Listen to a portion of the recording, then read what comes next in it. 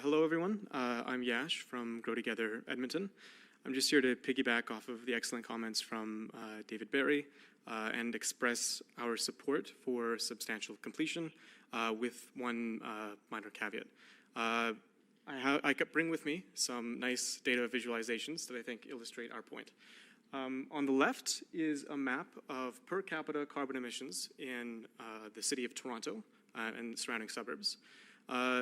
The emissions in suburbs and exurbs here per capita are more than like 2 to 4 times as high as they are in dense core areas within city limits. To the right, we have a screen grab from Census Mapper showing what percentage of Edmontonians drive to work according to the 2021 census. As you can see, all of the, while there is relatively strong transit ridership within the inner core, within the inner ring, outside of the Henday, transit ridership is almost non-existent.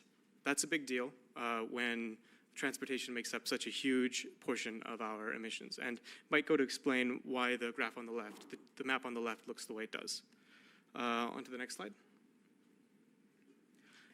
This right over here, you may be familiar with this chart. It's actually from Urban Planning Committee from last year, showing the cumulative revenues and expenditures for the new community Dakota in southeast Edmonton.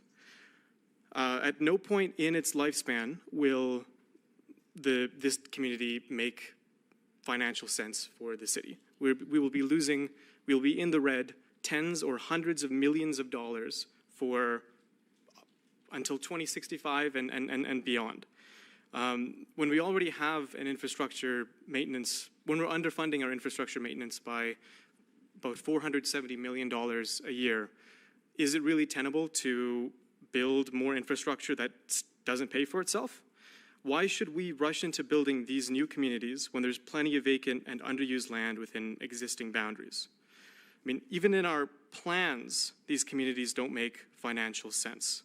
So why should we allow developers to leapfrog them and skip the housing forms that help to stem the bleeding? They want to exclusively, like, the whole point of substantial completion, from my understanding of it, is we want to encourage developers to not exclusively build the most profitable low-density housing types, even if they're the worst for, even if they're the least affordable and the worst for our fiscal and environmental sustainability. Right? That isn't artificially distorting the market. That isn't imposing onerous barriers. What is distorting the market is how we service these communities for far below the real cost to provide those services, to provide that infrastructure, to maintain it.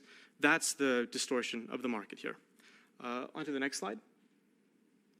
Now, if we're talking about reducing sprawl, I do want to share some statistics. This is from building permit data in the city of Edmonton.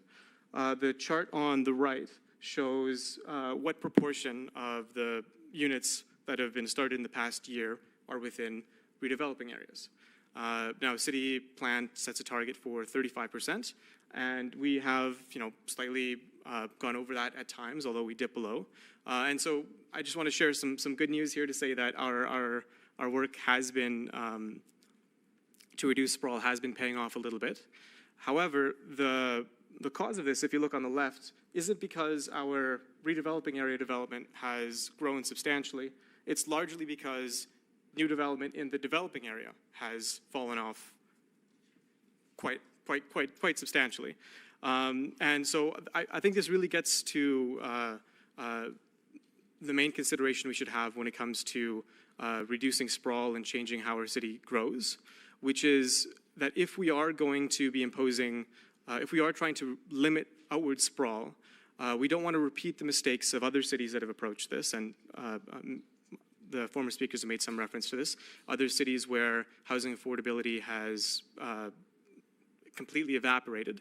If we are reducing outward sprawl, we need to make sure that we are allowing for new growth inside of the city, which is why I think substantial completion should come hand in hand with the zoning bylaw renewal and increasing allowed density with district planning.